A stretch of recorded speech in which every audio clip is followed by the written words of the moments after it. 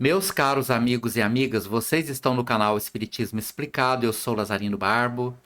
Antes de começar esse vídeo, eu vou te pedir que ajude o nosso canal a crescer, inscreva-se no nosso canal e compartilhe com seus amigos. E ative o sininho das notificações para que o YouTube possa avisar você dos novos vídeos. Hoje nós vamos dar continuidade ao estudo sistematizado da doutrina espírita em forma de vídeos. Nesta parte do estudo em que estamos estudando a reencarnação, faremos a análise de alguns fundamentos que nos fazem compreender o processo da reencarnação. André Luiz, no livro Missionários da Luz, ele afirma o seguinte: grande percentagem de reencarnações na crosta se processa em moldes padronizados para todos. É aquilo que determina a natureza. As reencarnações padronizadas, ou seja, a grande maioria da população reencarna de maneira a ter a sua reencarnação de acordo com os modelos biológicos desenvolvidos pela natureza, sem surpresas para ninguém. Muitas vezes, o que determina uma mudança nisso está relacionada àqueles espíritos muito elevados que fogem do padrão para melhor por conta de sua elevada condição vibratória, ou o contrário, espíritos ainda muito atrasados que precisam de muita assistência para conseguir reencarnar. O geral da população desencarnada do planeta reencarna de acordo com o padrão que a natureza estabeleceu através do processo evolutivo. E Allan Kardec, no Livro dos Espíritos, diz o seguinte: nem sempre é permitido aos espíritos inferiores escolher o corpo que vai habitar. Isso se torna muito claro à medida que podemos compreender que grande parte da população não tem ainda maturidade emocional nem condições mentais para poder participar do processo de sua própria encarnação. Eles não desenvolveram o suficiente para poder efetuar escolhas. Neste processo, estes espíritos reencarnam sob a direção e o planejamento de outros espíritos, aqueles que são capazes de gerir os seus destinos. Nossos mestres espirituais podem determinar a nossa própria encarnação. Lembrando também que a natureza por si só já faz isso.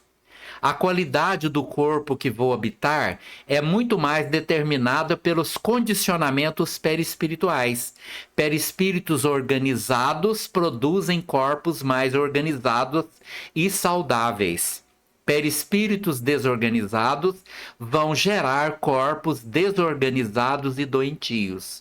E Leon Denis, no livro O Problema do Ser, do Destino e da Dor, ele diz o seguinte: todos são protegidos, aconselhados e amparados na passagem da vida do espaço para a existência terrestre.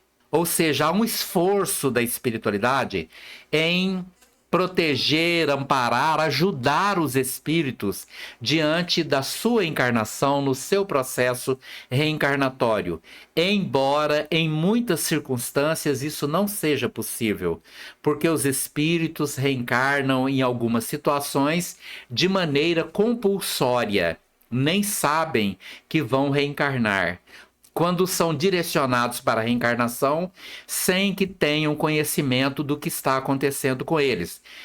E é interessante nós observarmos que a necessidade da reencarnação, ela decorre da quantidade de sujeira mental. Quanto mais sujeira mental eu produzo, maior a necessidade da minha reencarnação. Quanto mais limpa a minha mente, quanto mais evoluída a minha consciência espiritual, menor necessidade tenho eu da reencarnação. E ainda no Livro dos Espíritos, Allan Kardec afirma o seguinte: o espírito escolhe as provas a que deseja submeter-se para apressar o seu adiantamento e estão sempre em relação com as faltas que lhe cumpre expiar. Logicamente que isto aqui é direcionado para aqueles espíritos que já conquistaram a capacidade de escolher a sua própria encarnação ou a forma como vão viver. Quando não há possibilidade, não tem como escolher. Aqueles que já conquistaram esta liberdade de escolher, eles vão sim escolher as provas, às vezes muito duras, que vão passar por conta da consciência de saber que a sua evolução está sendo prejudicada pelos seus atos. Aí ele escolhe provas e às vezes essas provas são também traduzidas por muito sofrimento, porque enxergam a necessidade dessas provações dolorosas para poder continuar evoluindo. E Emmanuel, no livro O Consolador, afirma que o período infantil é o mais importante para a tarefa educativa, pois o espírito ainda se encontra em fase de adaptação na sua nova existência. Lembrando que isto acontece principalmente na primeira infância, até os 7 anos de idade.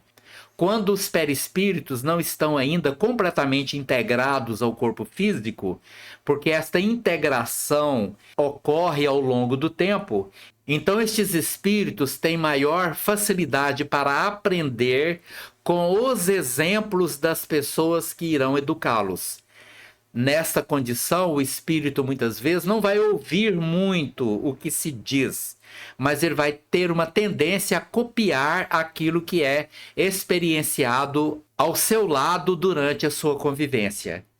Passado esse período, o processo educacional relacionado aos pais vai se tornando cada vez mais difícil.